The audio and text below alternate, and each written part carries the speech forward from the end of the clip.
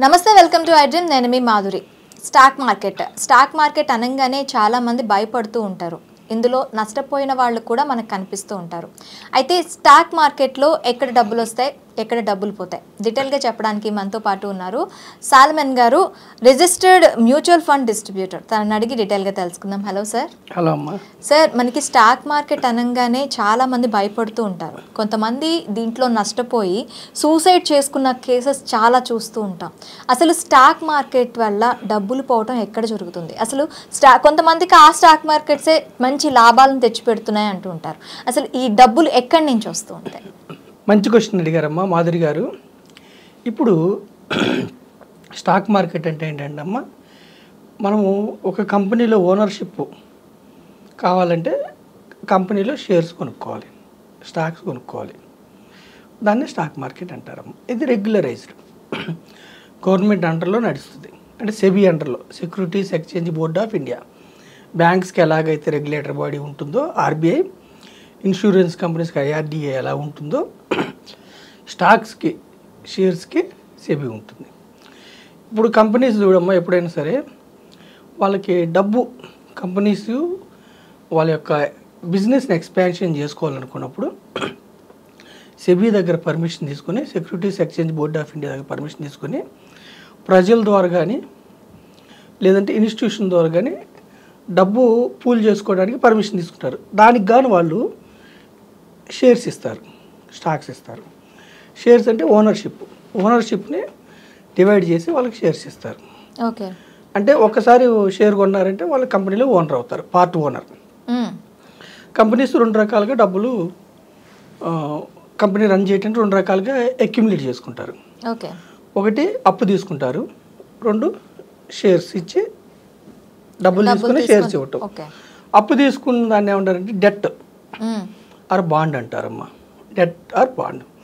Debt అంటే ఏమిటంటే వడ్డీ ఇస్తారు.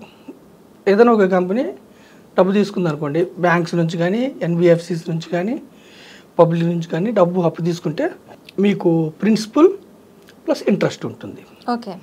అది డెట్ అంటారు. ఈక్విటీ అంటే ఏంటంటే షేర్స్ ఇస్తాం కదా, దాన్ని ఈక్విటీ. అయితే అమ్మా, స్టాక్ మార్కెట్లో మన భారతదేశంలో సుమారు 5 నుంచి 6 వేల కంపెనీస్ సెబీ దగ్గర లిస్ట్ అయి ఉన్నాయి. స్టాక్ మార్కెట్లో ఇన్వెస్ట్ చేయడానికి. ఫస్ట్ టైం ప్రజలకి మనకి స్టాక్స్ ఇచ్చినప్పుడు ఐపీఓ అంటారు, initial public offer. Second time నుంచి దాన్ని సెకండరీ మార్కెట్ అంటారు. ఏదైనా ఒక కంపెనీ ఫస్ట్ టైం స్టార్ట్ చేసినప్పుడు ఆ కంపెనీ నుంచి డైరెక్ట్గా స్టాక్స్ కొనుక్కుంటే దాన్ని ఐపీఓ అంటారు. ఐపీఓ అయిపోయిన తర్వాత ఆ కంపెనీ అమ్మదు స్టాక్స్. ఆ కంపెనీలో మనం మళ్ళీ కొనుక్కోవాలనుకున్నప్పుడు స్టాక్స్ ఎవరైతే కొనుక్కున్నారో వాళ్ళు అమ్ముతారు. ఐపీఓస్ దగ్గర మనం కొనుక్కోవాలి. ఎవరైతే ఐపీఓ దగ్గర తీసుకున్నారో సెకండరీ మార్కెట్. నెక్స్ట్ టైం ఇప్పుడు మనం ఎస్బీఐ ఎప్పుడో పెట్టారు, ఎస్బీఐ షేర్ ఇప్పుడు మనకు కావాలి. ఎస్బీఐ బ్యాంక్ నుంచి డైరెక్ట్ కొనుక్కోలేము. ఎస్బీఐ స్టాక్ ఎవరి దగ్గర ఉందో వాళ్ళు అమ్మకానికి పెడతారు. ప్రతిరోజు కోట్ల షేర్లు అమ్మకానికి, కోట్ల షేర్లు కొనడానికి ఉంటాయి. ఓకేనమ్మా. కంపెనీస్కి నెట్ ప్రాఫిట్స్ పెరుగుతున్న కొద్దికి ఆ కంపెనీకి డిమాండ్ పెరుగుతుంది, షేర్ వాల్యూ పెరుగుతూ ఉంటుంది. దీన్ని సెకండరీ మార్కెట్ అంటారు. అయితే ప్రజలు తెలుసుకోవాల్సింది ఏంటంటే అమ్మా, యూత్ సెబీ మొన్న రిపోర్ట్ ఇచ్చింది రీసెంట్గా. స్టాక్ మార్కెట్లో F&O ఫ్యూచర్ అండ్ ఆప్షన్ సెగ్మెంట్లో 90% పీపుల్ నష్టపోతున్నారు. సంవత్సరానికి సుమారుగా 1.5 లక్షల పైన F&O ఆప్షన్లో. ఇప్పుడు ఇక్కడ అర్థం చేసుకోవాల్సింది ఏంటంటే అమ్మా, స్టాక్ మార్కెట్లో 2 రకాలు. ఒకటి స్టాక్స్, షేర్స్ కొని పెట్టుకోవటాన్ని హోల్డింగ్స్ అంటారు, దాన్ని ఇన్వెస్ట్మెంట్ అంటారు. రెండవది ఏంటంటే డెరివేటివ్స్ మార్కెట్. అంటే స్టాక్స్ కొనం మనం, అవి కాంట్రాక్ట్స్. అంటే ఈ స్టాక్ పెరుగుతుందా పెరగదా ఈ వారానికి, లేదా ఈ నెలకి, లేదా వచ్చే నెలకి. లేదంటే ఇండెక్స్ అంటే నిఫ్టీ, ఎన్ఐసిలో టాప్ 50 కంపెనీస్ యొక్క దాన్ని ఇండెక్స్ అంటారు, నిఫ్టీ 50. బిఎస్సిలో అయితే సెన్సెక్స్ అంటారు, టాప్ 30 కంపెనీస్ని. ఈ ఇండెక్స్ పెరుగుతుందా పెరగదా. డెరివేటివ్స్ అంటే బెట్టింగ్ లాగా. ఈ డెరివేటివ్స్లో మనకి స్టాక్స్ కొనుక్కోవటం ఉండదు, ఓన్లీ కాంట్రాక్ట్స్. పెరుగుతుందని మనం ఇంత డబ్బు పెడతాం, తగ్గుతుందని ఇంత పెడతాం. పెరగటానికి కాల్ అంటాము, తగ్గడానికి పుట్ అంటాము. అలాగే ఇంట్రాడే అంటే పేరులోనే ఉంది. ఇదే రోజు కొనాలి స్టాక్స్, ఇదే రోజు అమ్మాలి ఈవినింగ్ 3 కల్లా. లేదా ఇదే రోజు అమ్మాలి ఫస్ట్, ఇదే రోజు కొనాలి. మోస్ట్ ఆఫ్ ది పీపుల్ నష్టపోయేది ఎక్కడంటమ్మా, ఇంట్రాడేలో F&Oలో నష్టపోతున్నారు. F&Oలో 10 మందిలో 9 మంది నష్టపోతున్నారు. ఓకే, కేవలం ఒక్కళ్ళు మాత్రమే లాభపడుతున్నారు. సెబీ, జీరోదా వీళ్ళందరూ సెబీ ఆథరైజ్డ్ డేటా అనమాట ఇది. ఇక్కడ ఒకటే రోజులో వస్తే 1,00,000 పెడితే ఆప్షన్స్లో 10 లక్షలు కూడా వస్తాయి, పోతే 1,00,000 జీరో అవుతాయి స్టాప్ లాస్ పెట్టుకోకపోతే. ఓకే, 10 లక్షలు ఒకటే రోజులో ₹1,00,00,000 కూడా అవుతాయి. అంటే ఆప్షన్స్లో హై రిటర్న్స్ వచ్చే అవకాశం ఉంటుంది. బయ్య కాల్లో కానీ బయ్య పుట్లో కానీ, సెల్లో మళ్ళీ డిఫరెంట్. అయితే అందుకని జనాలు ఏం చేస్తున్నారంటే పోయిన కొంచెం అమౌంటే కదా అన్నట్లుగా ఎక్కువ గ్రీడీ ఆశతో ఆప్షన్స్లో పోగొట్టుకుంటున్నారు.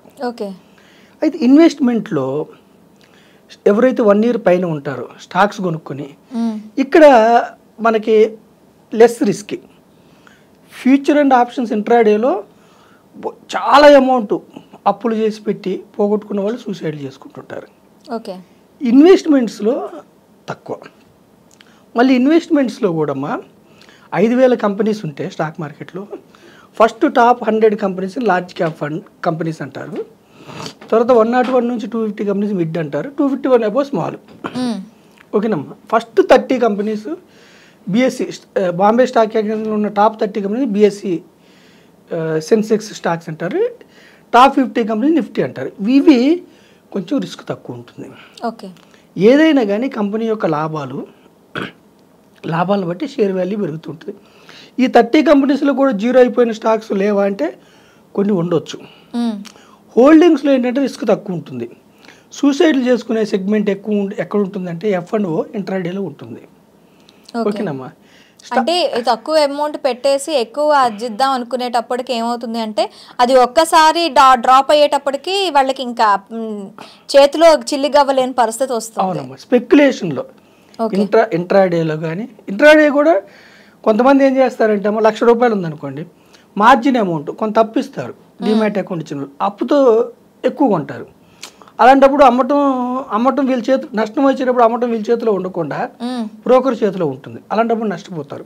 ఓకే, అంటే ఎప్పుడైనా సరే F&Oలో ఇంట్రాడేలో హై రిస్క్ ఉంటుంది. ప్రిన్సిపల్ మొత్తం పోయే అవకాశం కూడా ఉంటుంది. అది అర్థం చేసుకోవాలి. మరి కోట్లు కురిపించిన స్టాక్స్ లేవా అంటే బ్రహ్మాండంగా ఉన్నాయి.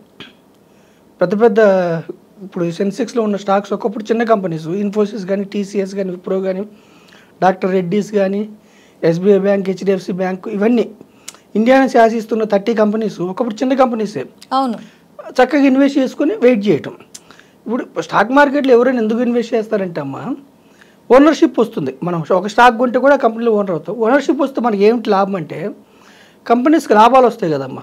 లాభాలు ఏం చేస్తారంటే బోర్డ్ ఆఫ్ డైరెక్టర్స్ కూర్చొని, ఇప్పుడు ఒక 5,000 కోట్లు ఈ సంవత్సరం లాభం వచ్చింది అనుకోండి, అందులో ఎంతమంది షేర్ హోల్డర్స్ ఉన్నారో ఒక 500 కోట్లు 100 కోట్ల షేర్ హోల్డర్స్ అనుకో, ఈ 5,000 కోట్లని డివిడెండ్ ఒక షేర్ కింద ఇద్దాం అని నిర్ణయిస్తారు. ఓకే, అంటే మొత్తం ఎవరో కొంతవరకు ఇచ్చినప్పుడు డివిడెండ్ వస్తుంది మనకి.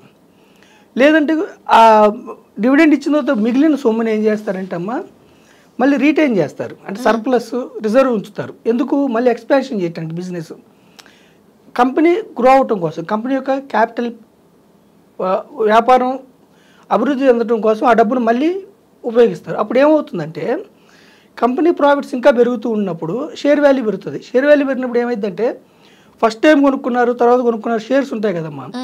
ఒక 500లో మనం ఒక షేర్ కొనుక్కున్నాం అనుకోండి, దాని యొక్క లాభాలు పెరుగుతున్నా కొందుకు 5,000 10,000 అలా పెరుగుతూ ఉంటుంది. అప్పుడు ఏమవుతుంది, షేర్ హోల్డర్కి క్యాపిటల్ గెయిన్ వస్తుంది, డివిడెండ్ వస్తుంది, క్యాపిటల్ గెయిన్ వస్తుంది. అదే నష్టం వస్తే క్యాపిటల్ లాస్ వస్తుంది. సో ఇన్వెస్ట్మెంట్ వేరు, స్పెక్యులేషన్ వేరు. ఇంట్రాడే డెరివేటివ్స్లో హ్యూజ్ లాసెస్ ఉంటాయి, హ్యూజ్ రిస్క్ ఉంటుంది. అది అర్థం చేసుకోవాలి. ఇన్వెస్ట్మెంట్ కూడా స్టాక్స్ కొంటే కూడా రిస్క్ ఉంటుంది. స్టాక్స్ కొంటే కూడా రిస్క్ ఉంటుంది. ఏ స్టాక్ కొనాలి, ఏ స్టాక్ అమ్మాలి ఏంటి అన్నది నాలెడ్జ్ ఉంటేనే స్టాక్స్లోకి వెళ్ళాలి. అయితే అసలు ఈ రిస్క్ లేకుండా, ఏ స్టాక్ కొనాలి, ఏ స్టాక్ అమ్మాలని రిస్క్ లేకుండా మనం హ్యాపీగా ఉండాలంటే గవర్నమెంట్ ఏం చేసిందంటే సెబీ ద్వారా ఈక్విటీ మ్యూచువల్ ఫండ్స్ అని మ్యూచువల్ ఫండ్స్కి పర్మిషన్ ఇచ్చింది. ఈక్విటీ మ్యూచువల్ ఫండ్ సంస్థలు ఏం చేస్తాయంటే ఈక్విటీ మ్యూచువల్ ఫండ్స్ తీసుకుంటే మన సొమ్ముని 30 నుంచి 50 కంపెనీలు ఒకే కంపెనీలో స్టాక్ పెట్టుకుని 30 నుంచి 50 కంపెనీలు పెట్టుకుని రిస్క్ తగ్గించే ఏర్పాట్లు చేస్తాయి. ఓకే. అదమ్మా హై రిస్క్ ఉన్న ప్లేసు డెరివేటివ్స్ ట్రేడే, కొంచెం తక్కువ రిస్క్ ఉన్న place stocks investments. Equity mutual ఫండ్స్లో ఇంకా హ్యాపీగా ఉంటుంది. మనం తర్వాత ఎపిసోడ్లో చూద్దాం. Okay sir, thank you very much.